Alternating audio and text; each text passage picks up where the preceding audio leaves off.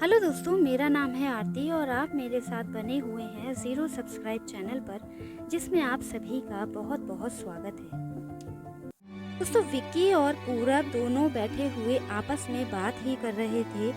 तभी विक्की की पत्नी प्रतीक्षा चाय लेकर आ जाती है और चाय की ट्रे को रखकर दूसरे कमरे में चली जाती है।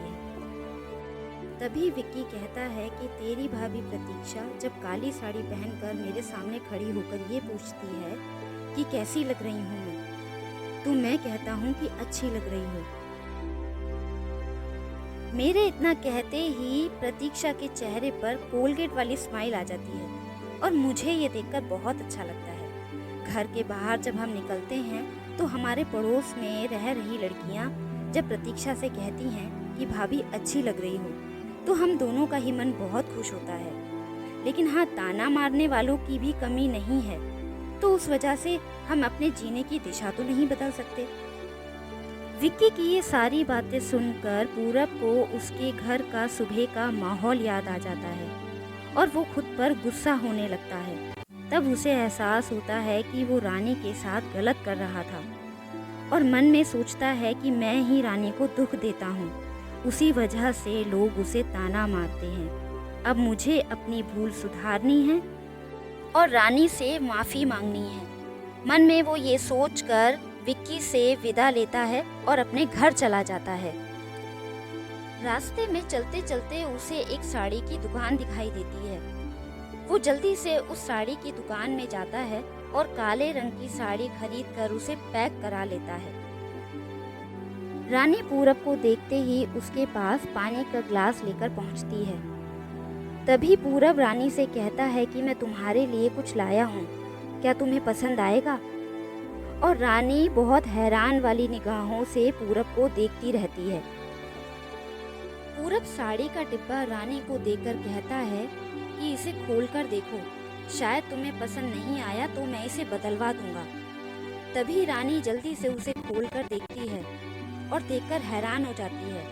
उसमें काले रंग की साड़ी थी और पूरब कहता है, रानी मैं ये तुम्हारे लिए लाया हूँ, चलो जल्दी से मुझे पहन कर दिखाओ कि कैसी लग रही हो तुम इस साड़ी में। थोड़ी ही देर में रानी वो साड़ी पहनकर पूरब के सामने आती है और इस बार पूरब दिल से रानी की तारीफ करता है और कहता है, रानी तुम इसमें बहुत सुंदर लग रही हो, चलो कहीं बाहर घूमने चलते हैं। तभी रानी कहती है कि माँ जी को क्या कहेंगे। तभी पूरब कहता है, अरे छोड़ो ना, जब बाहर जाएंगे तो वहीं से मैं फ़ोन कर दूंगा कि अर्जेंटली हमें कहीं जाना पड़ गया था। अब फटाफट से टाइम वेस्ट मत करो और चलो मेरे साथ, आज हम खाना बाहर ही खाएंगे। रानी के चेहरे पर हल्की सी मुस्कुराहट आ जाती है और इस मुस्कुराहट को देखकर पूरब बहुत खुश होता है और दोनों साथ में डिनर करने के लिए बाहर चले जाते हैं।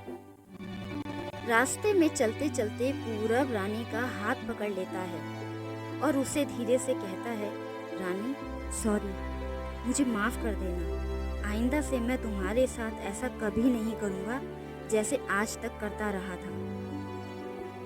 और कहने लगा कि मैं लोगों की बातों में आकर तुम्हें हमेशा बोलता रहा, असली खूबसूरती किसमें है मैं ये भूल ही गया था। रंग दो ही तो हैं, एक काला और एक सफ़ेद। तो क्या हम जीना छोड़ दें, अपनी खुद की पसंद को छोड़ दें? तुम्हें काली रंग की साड़ी पहनना बहुत अच्छा लगता है ना, पर मैं हमेशा तुम्हें टोकता रहा कि तुम काले रंग की साड़ी मत पहना करो। मुझे अब समझ में आया कि किसी भी रंग में रंगते वक्त मन साफ हो तो खूबसूरती निखरती है। तुम चाहती हो वैसे ही जियो, मैं तुम्हें कभी नहीं टोकूंगा और हमेशा मैं तुम्हें खुश रखूंगा। और एक बात और कहना चाहता हूँ कि तुम आज सच में सुंदर लग रही हो।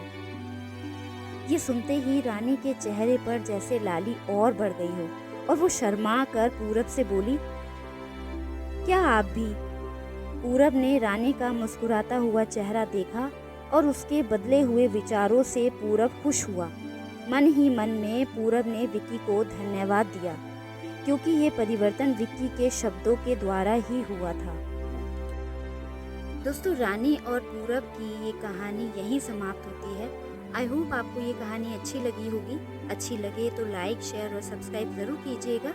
अपना कीमती समय हमें देने के लिए दिल से धन्यवाद। मिलते हैं आपसे ऐसी ही एक कहानी के साथ। तब तक के लिए नमस्कार।